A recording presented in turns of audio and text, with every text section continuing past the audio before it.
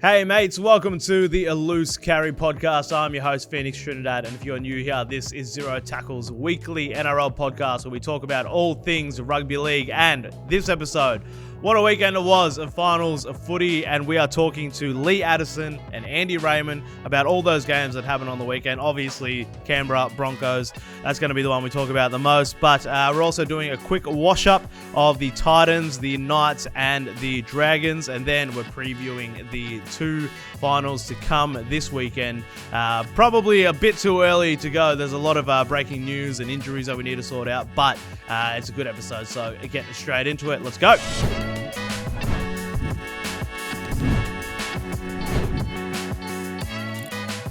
Alrighty, so the three amigos this week. So first off the bat, as always, Lee Addison, Rugby League coach. How are you, mate? Very, very well after a weekend that I think made me really love rugby league again. It was everything that I think every pundit, every fan thought it would be this weekend. It was really entertaining, and I can't wait for next weekend. Genuinely. Well, I didn't realise you'd lost the love for it. Oh, it's up and down, you know. I told you, rugby league's like my wife of 35 years, so. Alrighty, well, let's not get into that, but making his return it's been a long time between drinks, mate. Andy Raymond, welcome back. Great to be back. 35 years, for Mr. Addison. That is that is tremendous. Maybe not so tremendous for Mrs. Addison, but tremendous for Lee. What an amazing weekend. I think we're all still getting over the Sunday game, the Broncos, the Raiders.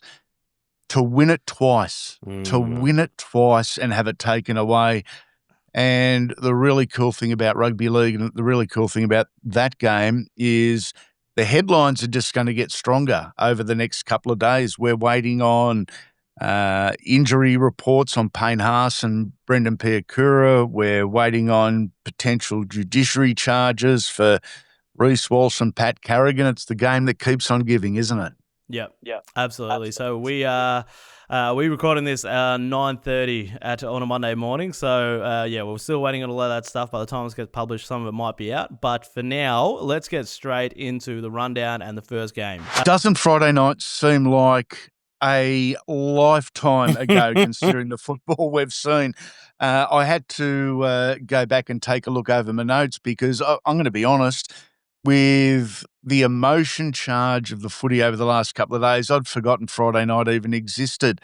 The poor old Bulldogs, they've had a pretty good run for most of 2025 in terms of a little bit of luck with play, luck with injuries, and it all ran out inside the first minute and a half.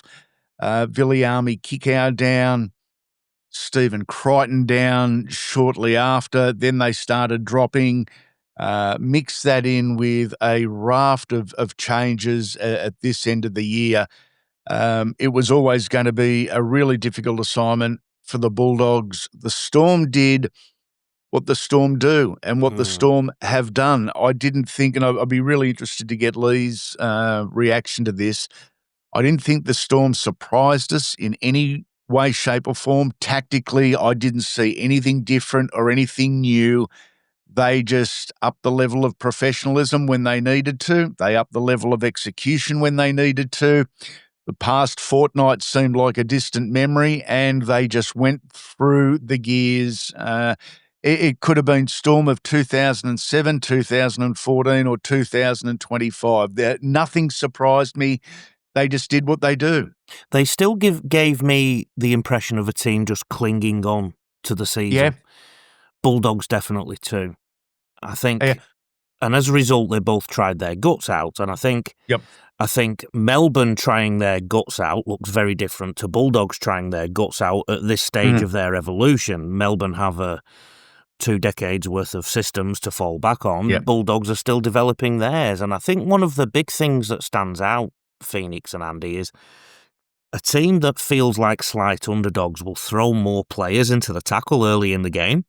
They'll put 3 in, they'll put 4 in.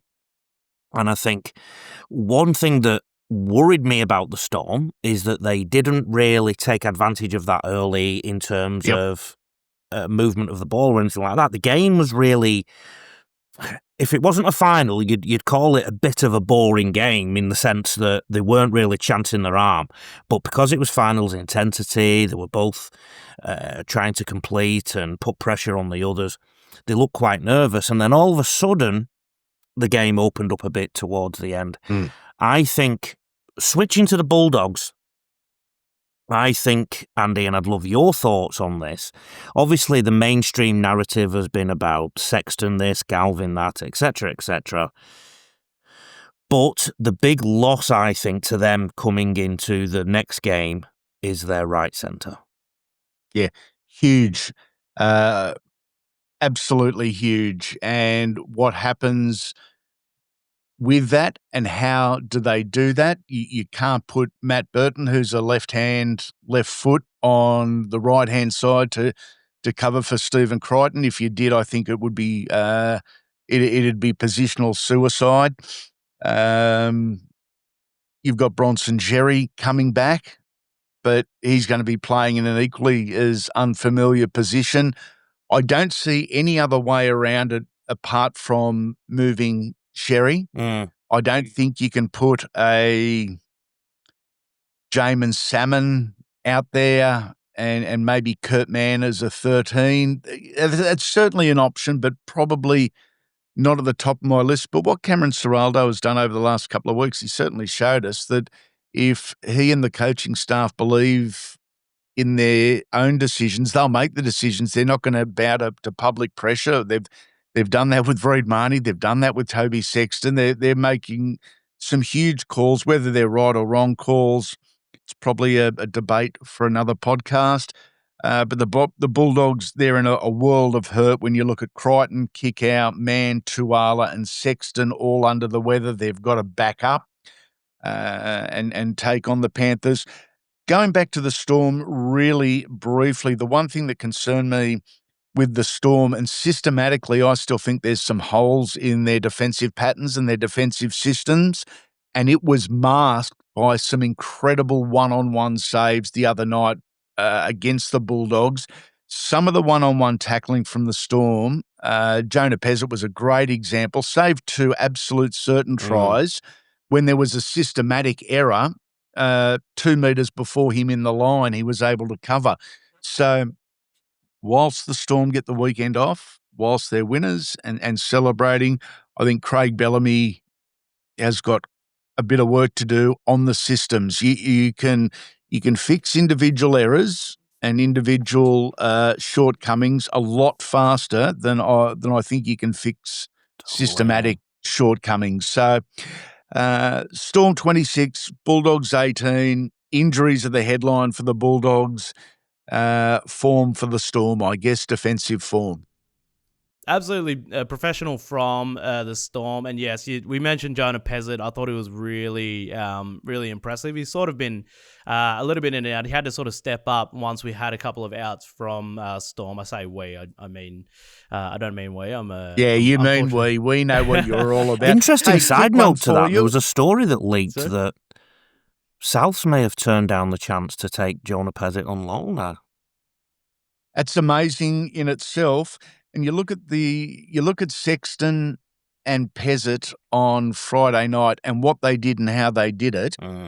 Neither can get a start as the number 1 halfback at their club. I genuinely reckon there's 7 clubs that would be upgrading by going to Toby Sexton or Jonah Pezzett. Shows the depth in that position at those 2 clubs. Yeah. But on the Bulldogs, I thought, I can't remember exactly what we said last week, Lee, but we did sort of not write them off, but I thought they were a bit more, I'm going to say, impressive than what I thought they were going to have coming in. Because everyone sort of wrote them off as, that if they won, it would be sort of an asterisk because Melbourne are, a bit injury riddled. But if they got it done, then, they were supposed to. The Bulldogs are going to aim up in the semi-finals. They did last year when they were on the last legs, but just didn't technically or in terms of execution pull that off. We mentioned Cameron Ciraldo earlier, who's obviously doing a great job, and I think he's the next big thing in terms of talented coach. But he's also a rookie coach, and I think he does some rookie things. And I think one basic he's been guilty of this year is overcoaching. They've done some mid-game positional changes, for example, at times, trying to echo somebody like Pep Guardiola in soccer, I think, just to try and disrupt the equilibrium of the opposition defence. And I also Lee, sorry, Lee, can I interrupt? We've got some breaking news here. The judiciary sheet has just come out. Reece Walsh has been charged with grade 1 striking, early plea $3,000, guilty at panel 2 matches. So he'll take the early plea and cough up $3,000. Patrick Carrigan, careless high tackle, grade 2, first offence, early plea 1 week. Wow. Guilty plea 2 weeks. So guilty at panel 2 weeks. So the Broncos have got a decision to make here. Do you challenge and risk 2 weeks? They wouldn't be challenging the charge. They would be challenging the grading. So very, very interesting coming through. Reece Walsh and Pat Carrigan both charged. Pat Carrigan with 1 match best case scenario, 2 match worst case scenario. I can hear the cheers in Cronulla now. Ooh, can't you? Can't you? They're celebrating out the back on the waves. What do you want to do? Do you want to talk about that, or we stay on Seraldo for a moment? What do you want to do? I'll let you finish on your thought, and then when we get to the Broncos, we'll touch on that because that's very interesting stuff. But yeah, sorry, just finish your point on Seraldo, Lee. What about the breaking news coming through on this podcast the last couple of weeks? We've had a couple of good ones this year. The second point I was going to make about Cameron Seraldo, he's been very guilty of tinkering with his side. And when you move your side around, it gives a message to your team that you're not happy with something. And I think regardless, unless the Bulldogs win the premiership this year, the post-season contemplation is all about the change of positions and the change of players mid-season when they were at the top of the ladder. And we'll never know the answer to that in terms of what was right and what was wrong. And again, it's really interesting that this week, they probably need Sexton in there based on what we saw the other day if he's fit, yet he's not played for something like 8 weeks. And the other thing that is really important for the Bulldogs is they are going to have a huge crowd behind them. And I think the problem with the Bulldogs when they are so fired up and so emotional about a game, sometimes the technicality of their system drops off a little bit because, unlike Melbourne, they've only been doing it for a year or 2. Yeah, absolutely. Let's skip ahead then to, I think, what everybody wants to talk about, which was the game from last night. So, absolutely cracking game. I've already seen it being heralded as one of the greatest finals that we've ever seen.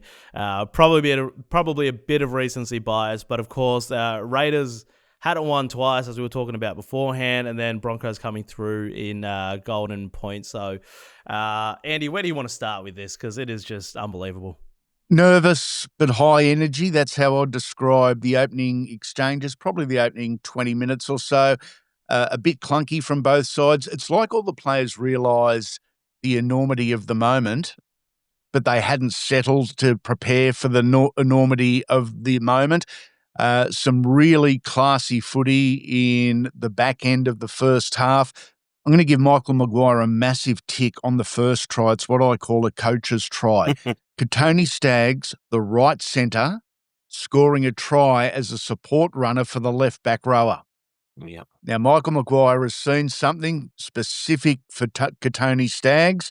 For him to move sides of the field in the go zone, that's a coach's try. So well done to Michael Maguire. Where this goes, it all goes down to Reece Walsh and the Hudson Young incident. It's sledging. It's a push. Who cares? Was it a headbutt from Reece Walsh? No. Was it a head motion? Yes. Sin bin? Yes. Sin binning Hudson Young. Sin binning for sledging and getting into the face. Oh, I think that's ridiculous. I think that's over officiated. Not ridiculous was the Pat Carrigan sin bin. High, not on.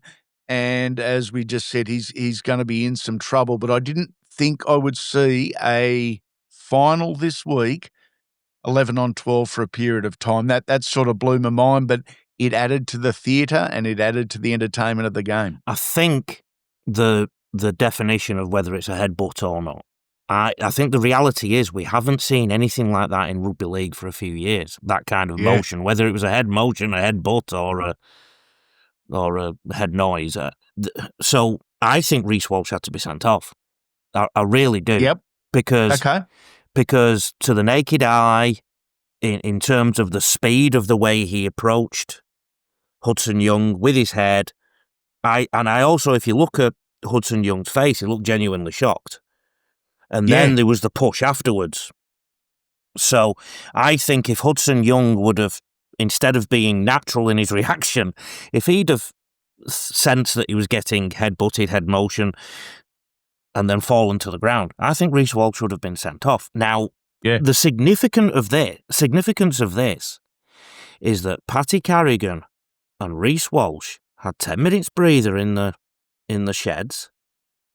A bit of a debrief. Reece Walsh has already said this morning in the papers that Patty gave him a big brother talk and told him to believe in himself. And I think Reece Walsh plays with a little bit of head noise sometimes. So that would have been an important chat for him. So I think those people in Canberra, including my neighbour who's on the injury list today after he hit the wall at the end of the game. Literally, when I say hit the wall, I mean physically punched the wall. He was that uptight about what happened and nervous about the game. So I hope Ross gets through and is available for next week's semi. But I think that was a really key stage in the game. I think those in Canberra can hang on to that a little bit. I also saw, Andy, the first try that you're talking about, I also saw a Canberra side that started the game a little bit slow. They made the error. The right second rower, whose name escapes me at the moment, but he was heavily involved yesterday, he made an error in defence. What struck me about the Canberra performance is that they tended to play like they've played all year. You felt like you were looking at the Canberra that were playing in round 10, round 15, round 2. Didn't necessarily feel like they were lifting their intensity. And I think that's them learning as a side. I think that's them finding their level in this finals business, because a lot of them haven't been here before. So, I mean, if you take out that first try, if they hadn't have made the error and the ball was down the other end of the field, that could have contributed to the scoreline in the end. Well, it definitely did contribute to a scoreline in the end. And I thought the Canberra attack really troubled Brisbane for most of the game. It's just that they kept making errors at crucial stages. Didn't settle into a rhythm at all through the game. The only period where Canberra really blew Brisbane away were when Brisbane had two men in the sheds.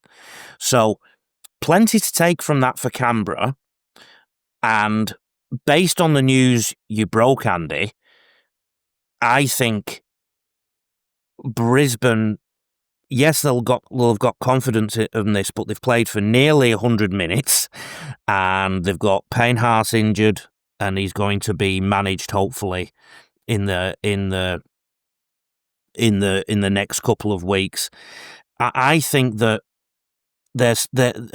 it'll be a tough couple of weeks for the Brisbane Broncos, but Madge Maguire has also shown that he can use that to their advantage.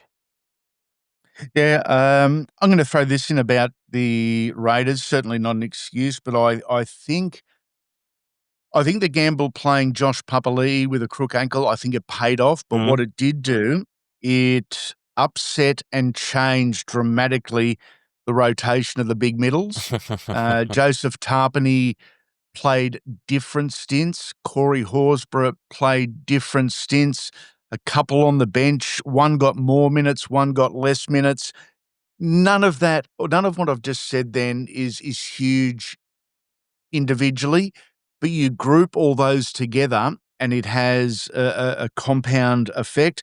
Finally, on Ross, your neighbour, news just through, the Jip Rocker has charged him striking grade 2 the wall. Ross, he might be gone for next week. Oh, no, he'll definitely fight it. I'll tell you that now. Yeah, okay. Now, the other point I'd like to make in terms of the game, I thought Starling should have stayed on. And I don't care how tired he was playing so well and he would have got through. And there was a period in that game where it was crying out. I think it was about 65 minutes to 75 minutes because Starling was probing around the ruck all the time. I do think as well that Canberra have got more improvement in them. The only place I can see a team like Brisbane improving at the moment is defensively. Because attack, they are looking so good when they click. I like that call on Tom Starling. I thought exactly the same. I thought Ricky was a little bit rigid with his interchange, maybe because he had to be. I thought the opportunity was there for Ricky to change his mindset. He likes big middles. He likes a physical presence. I thought Owen Patty at the 60-minute mark would have been a really good option to come on as your 13, adding a little bit of speed, but keeping Tom Starling on there. 2 quicker sets of legs through the middle, but Ricky's preference, like a Craig Fitzgibbon, is to have those big bodies in the middle.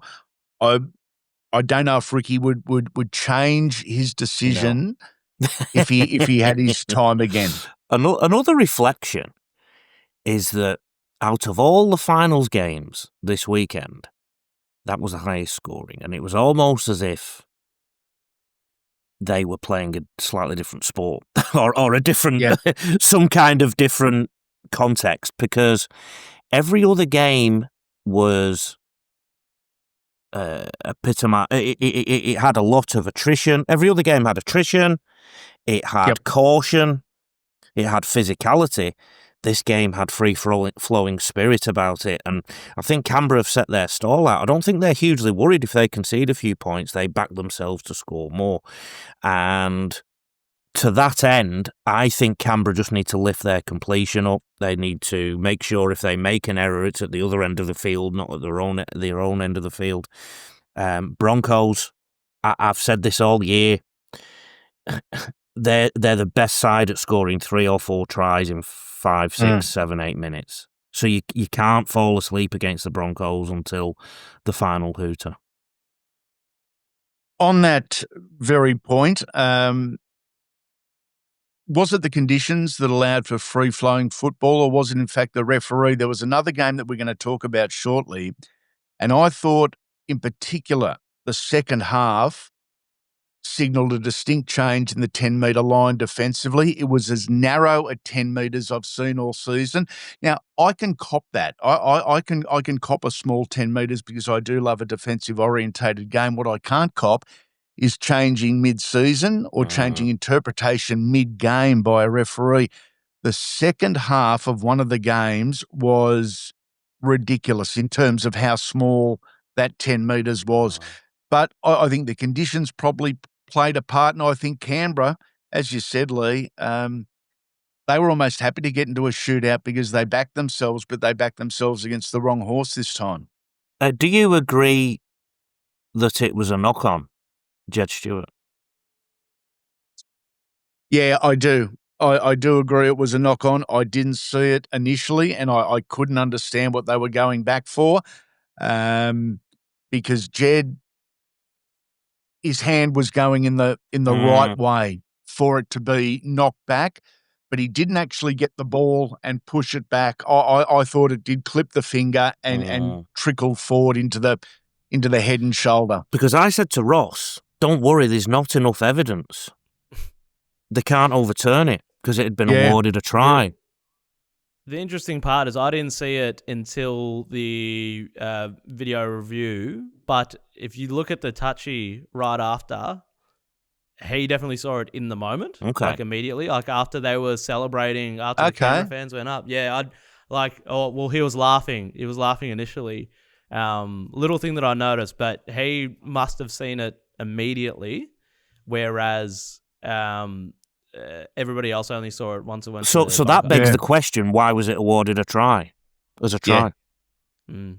Because they can communicate with the referee live at the time. So because it happened so quickly and it was evident straight away that it was going to be a try, even if the referee hears the knock-on call, you just let it play out, knowing that you've got the bunker to have a look at it as your security blanket. What happens if Jamal Fogarty gets tackled?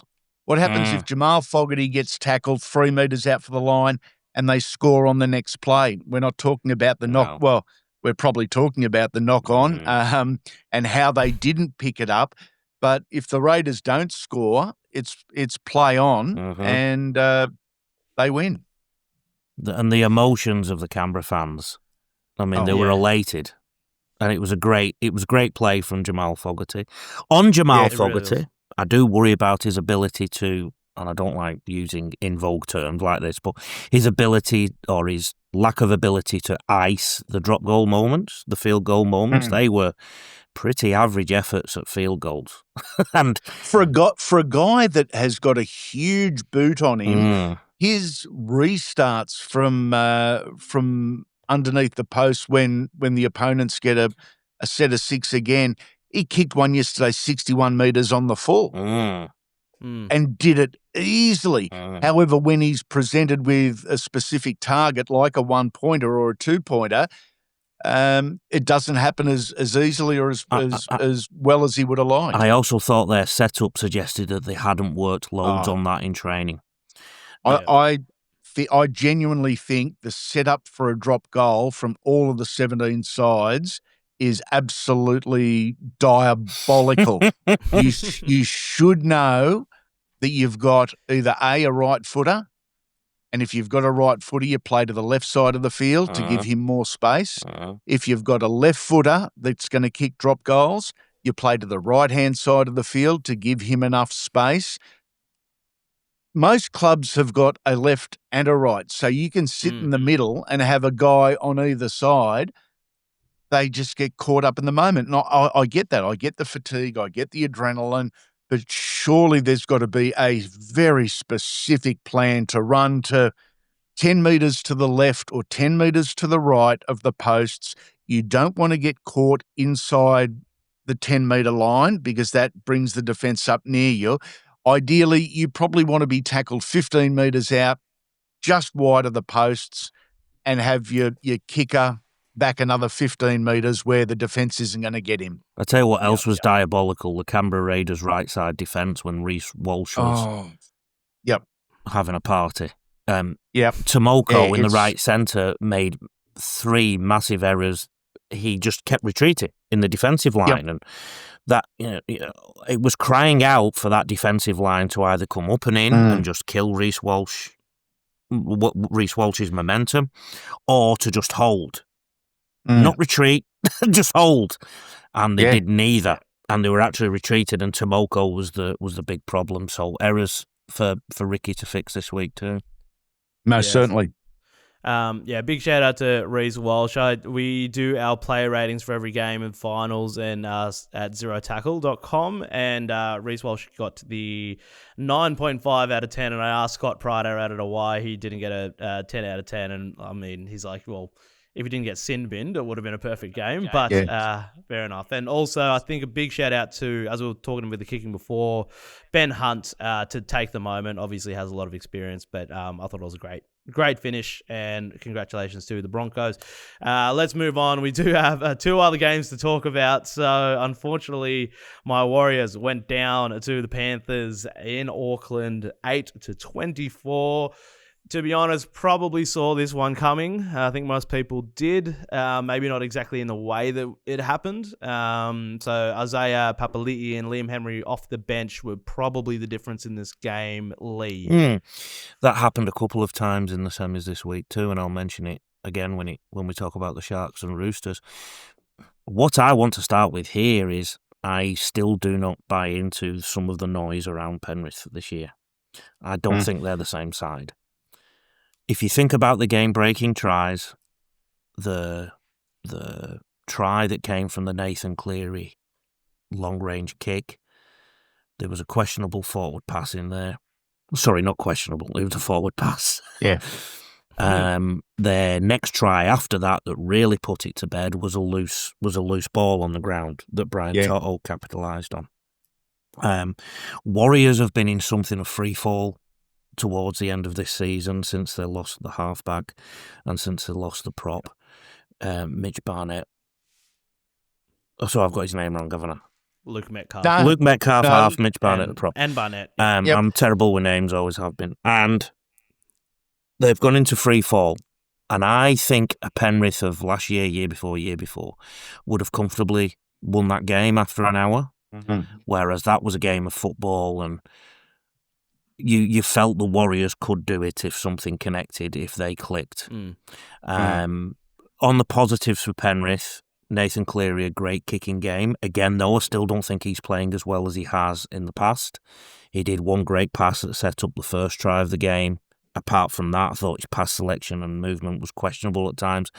Dylan Edwards has his best game for a while. I called his hands last week like a flapping seal.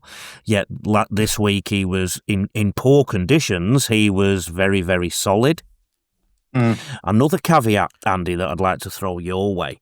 There is a little bit of a pattern forming over the last few years, and I think this comes down to the intensity of the competition as much as anything, that teams that have travelled to Auckland in maybe the last 4 or 5 rounds of the NRL have had 2 or 3 bad results after it because it's really had an effect on them. And I think when we're talking about Penrith's premiership chances, I think it's not a foregone conclusion, like everybody seems to think it will be this Sunday, when there's going to be close to 80,000 Bulldogs fans there, I think, particularly on a Sunday afternoon. If they do win that, they're then going to have to go to Brisbane.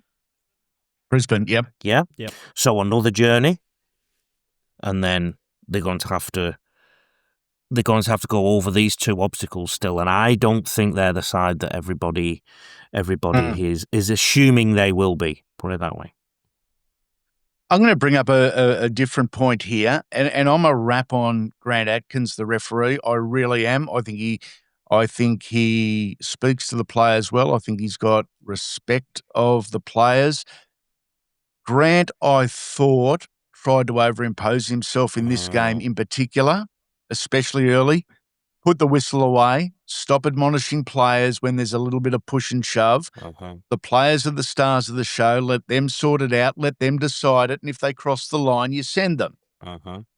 I thought there was just too many penalties for a finals game. The conditions were tough enough. The emotion was tough enough. They didn't need an over-enthusiastic whistleblower. That may come back to bite Grant Atkins this weekend because we're going from 4 games and 4 refs to 2 games and 2 refs. I loved the James Fisher-Harris, Moses Leota push and shove, best mates, business partners, families did a lot of things together. Yet they knew what was on the line. 2 professionals, and they got in each other's face. They grabbed each other, and they would have. They were ready to go. They were ready to throw. Nathan's kicking game, at times terrific. As Lee said, and I think Lee has hit the nail on the head here, I don't think there is a player in either the Warriors or the Broncos sides, the Warriors or the Panthers sides, that we could say is in career best form. So as a result, you've got guys individually struggling with form. Collectively, they're going to struggle with form. However, because Nathan is so good, to a degree when he's below his best, he is still out in front of others, and he still stands out. But do they have another gear? Do the Panthers have another gear? I think they're going to need another gear against the Bulldogs this week. For the Bulldogs, down on form, in their headlines, there's injuries, The world hates them. This is tailor-made for a Mhm. feel-good speech at some stage to unite the playing group and see if Big Gus's can sprinkle a little of that magic dust over the Bulldogs. But back to Lee's point, I don't think they're a lock to win this weekend. I don't think they're a lock to do what a lot of the experts are predicting, because a lot of the experts who, for 15 weeks this year, absolutely wrote them off and served them up after 2 or 3 pretty good performances, are saying how they're premiership, contenders and favourites. I don't see it like that either, like No, Lee. not at all. Oh, I think gentlemen, it's more fun when you disagree. they Bulldogs can have a massive rest after this weekend if it doesn't go right on the scoreboard. The way they play, they have an up and in defence, which lends itself to physicality. So when you play rugby league, somebody's running at you and you want to smash them, right? That's a natural instinct. And an up and in defence is it suits that narrative. It suits that way of playing. So that the more physical the Bulldogs are with their defensive structures, and the more focused they are, they will be good. What meant earlier though about their systems is that when they have to be in attack, they have to be a bit more composed. I'd love to see. I think Lockie Galvin is overplaying his hand a little bit, and I think a lot of that is due to the media pressure and other types of pressure. I actually think he's playing okay. I would love to see them just get early ball to Viliama Kikau if he's fit, to the two centres, whoever they play in the centres. Me and Andy might be playing in the centres for them this week. But we're going. Get early ball to them rather than taking it to the line and trying to do something. Just simplify the game a little bit, because I think this is going to be a far better semi-final than people are giving it credit for. Yeah. Let's we've already done a little bit of a preview for them, but we've got that coming up later on. But for now, we'll say goodbye to the Warriors for the year. I think they've done okay. They just really went down after Metcalf and losing Barnett, but I think there's some good signs there. Halasima, really exciting for next year. Tanner Boyd has actually done really good as he's come in. But yeah, all props. They fought to the end, the Warriors there, and we'll move on to the next game, the last game. So the Sharks are 20 up on the Roosters 10. Andy, what did you make of this one? The way I saw this one unfolding prior to, a low-scoring grind would suit the Sharks, a point shootout would suit the Roosters, and it was pretty evident from the outset it was going to be a grind, a set-for-set grind. And again, that's the way the Sharks like it. They have been, I think they've been underwhelming and disappointing in the opening 20 minutes of a lot of their games, the Sharks, especially their middles. I thought they were out-muscled. They do have the ability. They do have the aggression to smash any middle in the comp. We're just not seeing it. When the Sharks' middle is on, it just happens for Cronulla. There's enough out wide. They don't even have to worry about it. They're going to have to lift. They did eventually lift in this game, and that's what gave them the authority and the ascendancy on the scoreboard. But they were slow out of the blocks in that opening 20 minutes. Speaking of props, at this point in his career, I don't think Spencer Leniu is a starting prop. I actually think playing him as a starting footballer is playing away from his strengths. Now, his statistics might look good on paper when he's starting a football game, more runs, more meters. That's not what Spencer's strength is. Spencer's a loose cannon, and I say that respectfully because every good side needs one. But he's an impact guy. He's an impact guy who you don't want having 24 runs for 114 metres. You would rather his stats read 12 runs for 114 metres, 3 broken shoulders, and a defensive line that's trying to get away from him. And sent to the judiciary. Yeah, that's right. Yeah, you can join Reece and Pat Carrigan. Yeah. As the game opened up, or when the game opened up, it was of the Sharks doing. They started chain passing. They started playing laterally. And to me, it sort of indicated, okay, we're comfortable.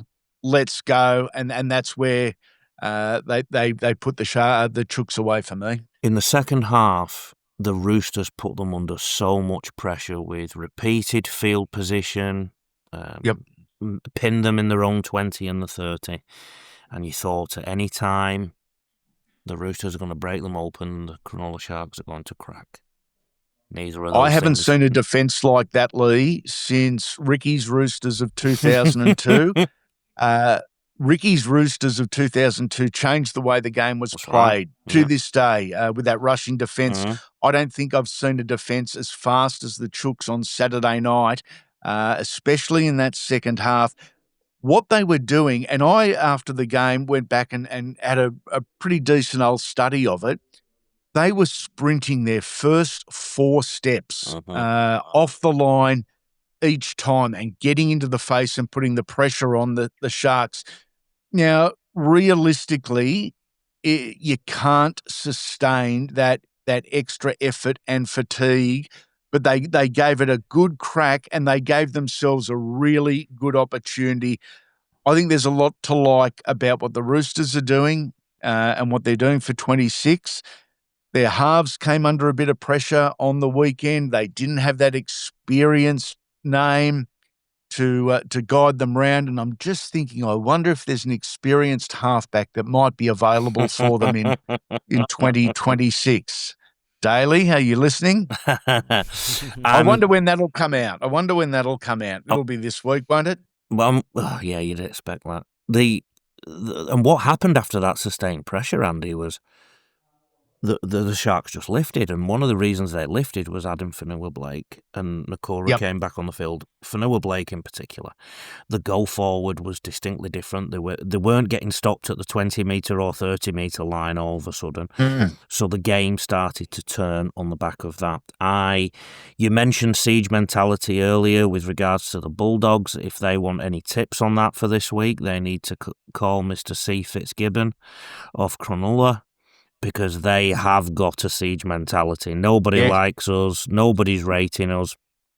A couple of other notes. I thought the Cronulla defence in general was better than the Roosters in terms of the key scoring moments. I totally agree with you, Andy, about that defensive period that you mentioned. But over the course of the game, technically, the Roosters weren't as good on the defensive edges as Cronulla were, and Cronulla stopped a lot of the Roosters' raids in that regard. Braden Trindle was excellent, and thank God Toby Rudolph has got off the nudie run with a try, so he won't have to do the nudie run, and he's left it late. But that was a great moment in the game. Yeah. So we'll wrap up on Sharks. Just before we leave, where do we rate the Roosters year overall, Andy? Just quickly, it was a great finish, I think. I didn't have them in my top 8 considering the players that had left, so I think it's a pass mark. Yep. I think they're a well-coached footy side that gets let down by individual errors, not system errors.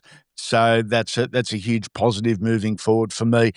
Don't be surprised if the Roosters are heavily in the market over the off-season. They've got Reece Robson coming. They'll have Daly Cherry Evans coming. There's still some money there, and what the Roosters want, they normally get. So I think it's going to be a busy off-season in terms of player movement, and I think the Roosters, they've got something up their sleeve, and I think you'll probably hear about it early November. And I just thought all season, 2026, 2026, 2026. 100%. And then all of a sudden they were in the top 8, and then some people started saying 2025. And as I said to Retro, who's a Roosters fan, whatever happens, you can be proud of your season. And I actually think it's been one of Trent Robinson's better coaching performances. I know you measure these often in premierships and whatnot, and that's what everybody will be talking about in 40 years, 50 years, 60 years. When they're reflecting on who the best coaches are, but But I think this is definitely one of his best coaching performances, and all credit to him and the Roosters organisation in general. Absolutely. Just on money, I think throw as much money as you can to Marky Mark, because I'll pay top dollar to see him play every week. He's one of the most exciting. Did you hear what Ronaldo said though? He said, "I've been in the high jump game for years," because everyone's talking about the height that Nwanganita Waze gets, and I did love the theatre of that, of Ronaldo Mulatalo saying 2-1 to me.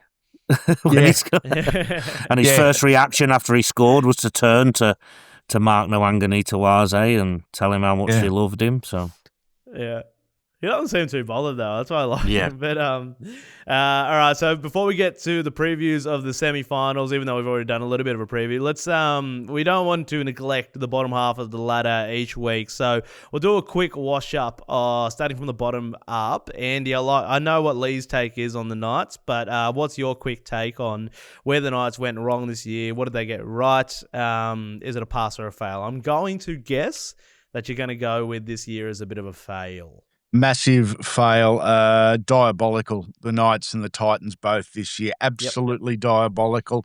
A lot of that comes down to roster management, but a lot of it comes down to the coaches, and the two coaches have been shown the door, and I think rightfully so. That's not a personal crack at Des or Adam, but their time was up.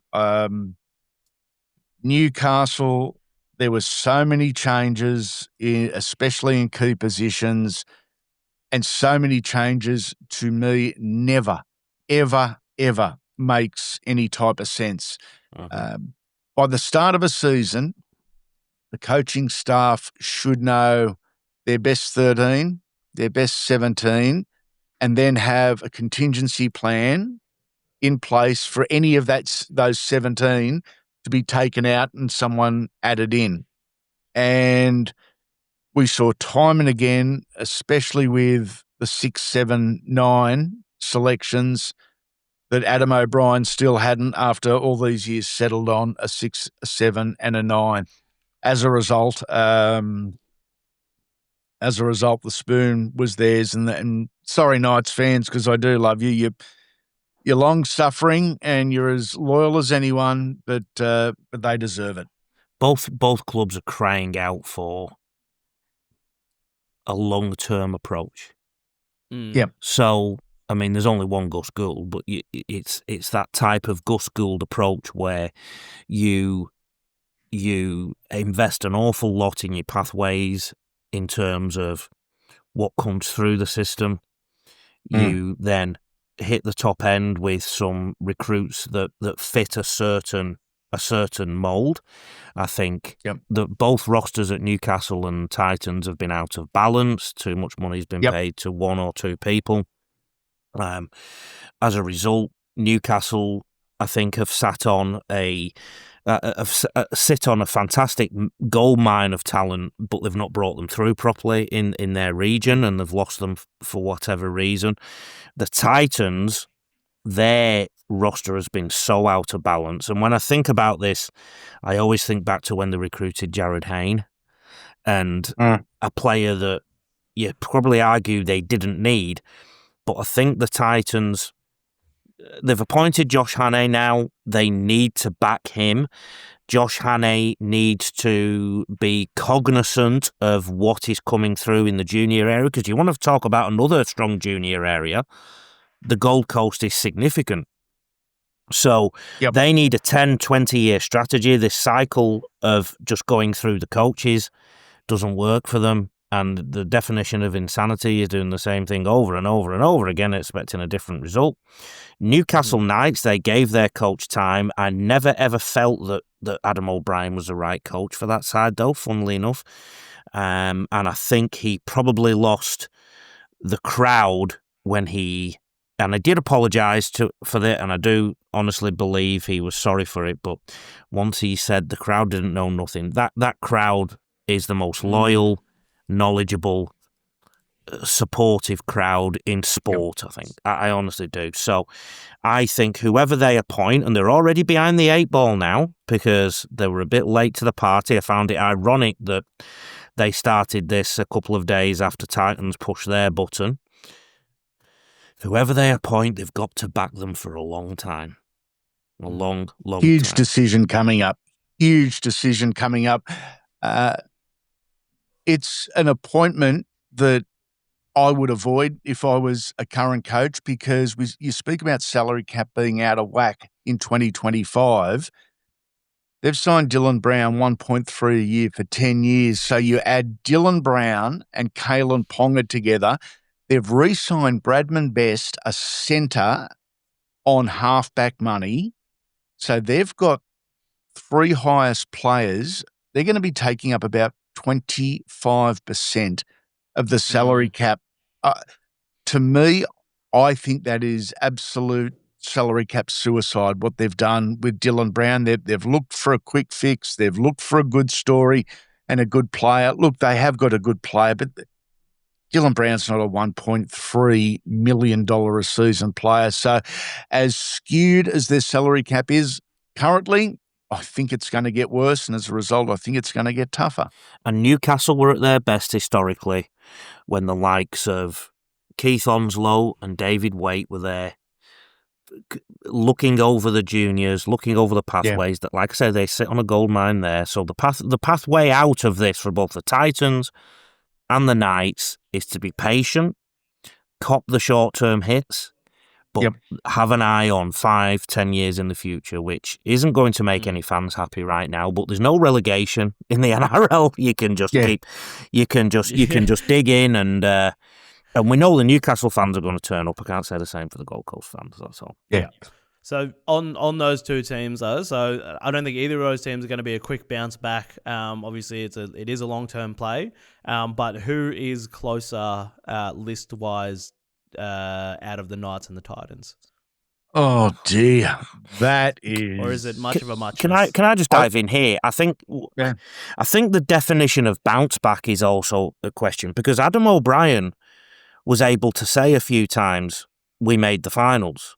Now, I don't know if you know, but my accent suggests I wasn't born here. Okay, and in England, we call the middle of the table mid-table mediocrity. Yeah. Right. So Newcastle have been celebrating finishing 7th or 8th and going out of the finals in the first week, and they've defined that as success. And so if that happens next year, either in Newcastle or Gold Coast, we'll call that a bounce back. But if you've had a good draw and a bit of luck along the way, you'll probably make the 8, because a lot of those teams there's a B's appendage between some of these teams at the bottom, your St. George's and your Tigers, etc. So if you get a good draw, you get some good luck with injuries, you can make the 8, and then all of a sudden you invest in that direction, and the year after things don't fall for you off the field, and you're back to square one. So I think the definition of bouncing back has to be thought out. I think bouncing back is incremental improvement all the time. And that's where, maybe this is a segue into what we're going to talk next, but this is where St. George fans can probably have a little bit of confidence, because they are just incrementally getting a bit better at the moment. Yep. And it's probably sustainable the way they're doing it. I loved Trent Robinson, his post-match press conference, said, okay, no, I'm not happy that we made the finals. He said, you are judged in a year by did you win the premiership or not? He said, you're not judged on if you make the top 4. You're not judged on if you make the top 8. You either win the premiership or you don't. And that to me backs up exactly what Lee just said there. Newcastle was celebrating making the finals. No, you didn't win the premiership, so you got nothing to celebrate. Anyway, we move on. Well, yes, we move on to the Dragons. Last wash-up for the day. Me and Lee have spoken about the Dragons a lot as well, so we'll go to you, Andy. So what was your take on them this year? I think they were the best team to finish. What did they finish? 15th out of in a long time. Yeah, that said, they were still 5 wins out of the top 8. on the field better. I think I failed to get a really strong read on who St George Illawarra was and what they were trying to do and how they were trying to play. I don't know if they've quite nailed what type of football is best for them. Some games they look like the Dragons of the 1960s, and some games they were just diabolical. A better year, probably not, but better performances and more to look forward to. I would suggest. I still think the halves is a massive issue. I don't think Dan Atkinson is the answer. Going to be a big 12 months for the Dragons and a big 12 months for Shane Flanagan. I thought DCE would have been a perfect signing for them for next year. Absolutely. Or Jamal Fogarty even. And or Toby Sexton, but he went to the wrong Dragons. He's going to Catalan. The other thing that struck me about that side, they looked a bit bigger than some other sides, so they looked a bit heavier, a bit more cumbersome in defence at times. Slower. Particularly on some edges. Also, the age balance of the squad. So I think in all team sport, it's essential you have a good mixture of some youngsters that are fearless, and Canberra seem to have an abundance of these at the moment. Your Ethan Strangers, your Kale Weeks that don't fear what's going on. You need some senior heads, and I think the Dragons probably had too many senior heads. Yep. And then you need a big chunk in the middle that are in their peak and the top performers in their industry at the time, or amongst the top performers. And I think their roster is, although in terms of payments might be a bit more balanced than the two that we mentioned previously, I don't think in terms of makeup it's quite that balanced too, and that big glaring hole in the halves that needs to be fixed. Yep, absolutely agree. Let's now move to the previews for Week 2 finals. All right, let's start with Saturday night. This is where the real business begins. Raiders Sharks at Ageas Stadium in Canberra, Saturday night, 7:50. Lee, where are we seeing this game won? Well, at the start of the show, I said the Cronulla will be cheering because Reece Walsh and Pat Carrigan were in trouble, so it shows you where my head was at. I was mixed up because, again, that was a result of the game yesterday. You were looking at the game and thinking, right, Cronulla have to travel to Brisbane now because Canberra are in the lead, so that's how Yeah. Oh, hang on a minute, no, and now they're travelling to Canberra. At one hand, I am saying that I was really impressed with the Sharks. They were solid in defence. On the other hand, I am saying that I think Canberra will have learned massively from what happened yesterday. And they have a coach called Richard Stewart who will definitely get them in the right frame of mind for this game. I think there's a big improvement in the Raiders. I also think they can lift the intensity of the way they play a little bit too. So personally, as much as I would love to see the Sharks be the story that the team that everybody's forgotten about, I'd love to see them go further. Unfortunately, they're playing the Raiders, who I would love to see win the comp. So, I am leaning towards both heart and head that Raiders are going to put on something of a clinic this weekend. I'm taking a look at this now. I'm looking at the two forward packs. Both coaches, Craig Fitzgibbon and Ricky Stewart, love big units. They love kilograms in the middle of the park. As a result of the occasion, maybe a little bit of nerves and some opportunities at redemption, I think it ends up a bit of a low-scoring grind. I don't know if we're going to get the same type of points that we're used to in Canberra. Wow. Very similar in a lot of ways, the Sharks and the Raiders probably have been two of the more consistent sides, and that's not necessarily always good. But the Sharks went through a period where they they were struggling for consistency in the middle of the year, and they've built nicely. The Raiders have built nicely. The Raiders probably haven't had that 10 out of 10 performance that you would expect a minor premier to have. Like, they've played well, but they haven't absolutely dominated like we've seen Penrith or Melbourne or the Roosters in years past. Gee, I think this is a terrific game, a Saturday night beauty down there. It'll be sold out once again. Big clash in the middle. And I think the Sharks middle, I was a little critical of them early. I think they're going to have to lift to contain and then get over the top of Josh Papali'i and also Joseph Tarpany early. If the Sharks middles fail early, the Raiders could do this. And I was just going to say it could be over after 60 minutes, but I don't think we're going to say that anymore about the Raiders because they need to go the full 80. I mean, it all depends on the way they look at it mentally this week, Canberra. And again, I would back Ricky Stewart to get this right. I mean, at the end of the day, they lost that game yesterday because of a fingertip from Jed Stewart.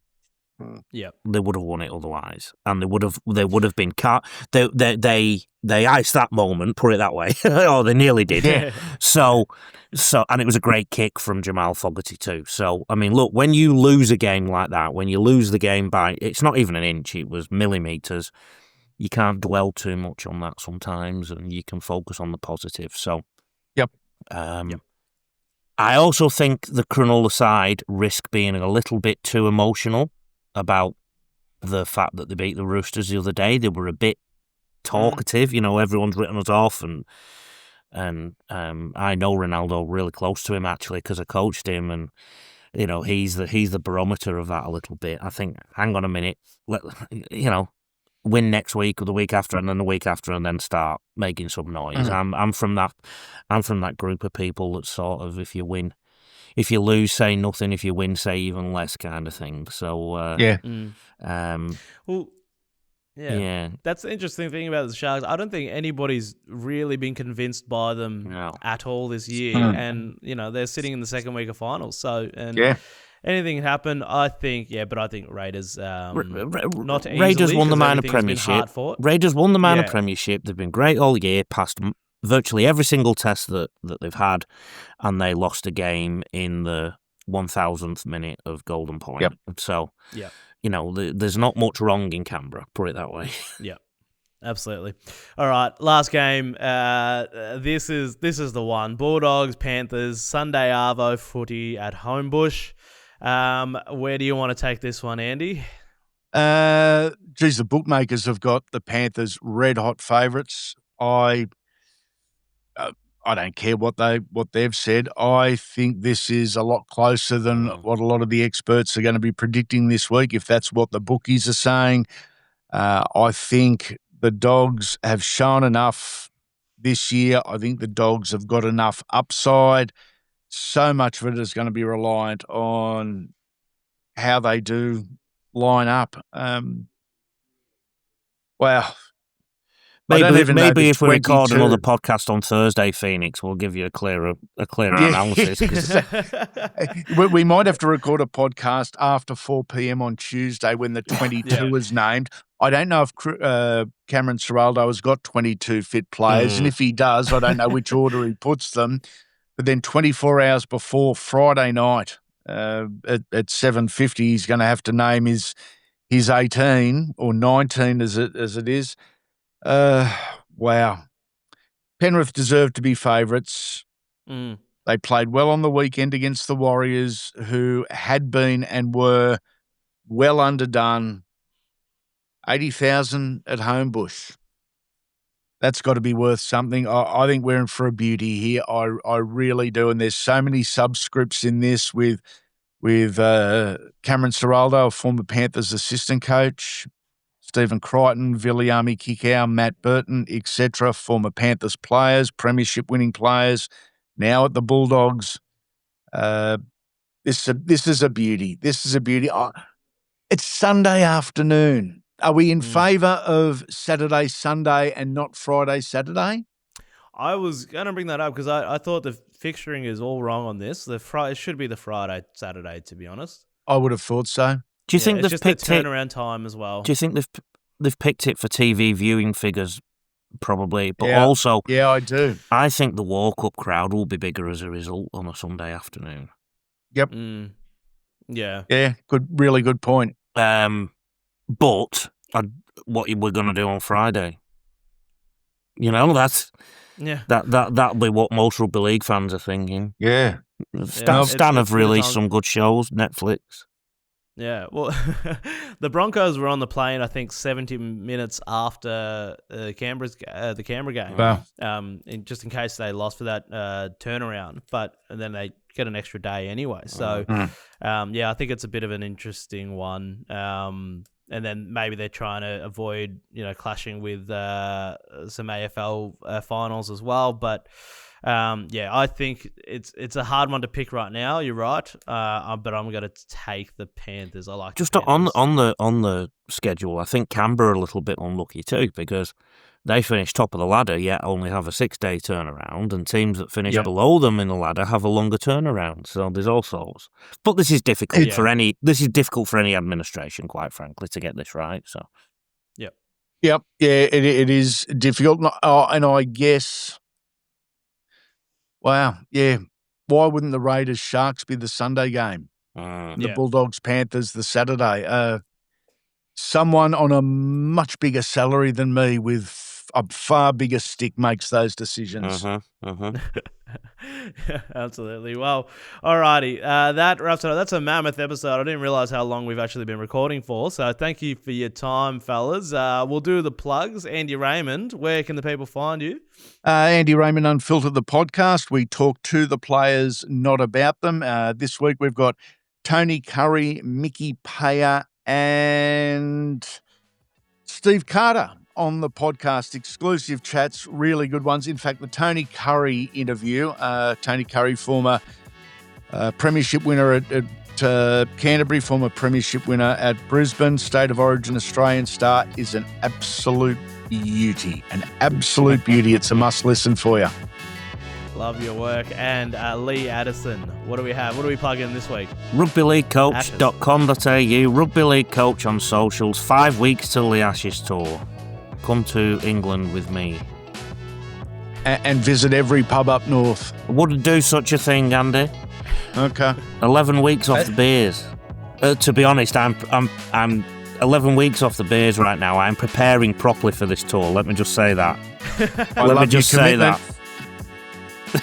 Absolutely, gentlemen. All right, well, thank you again for a great episode. We'll see you next week in the second week of finals. Have a good one.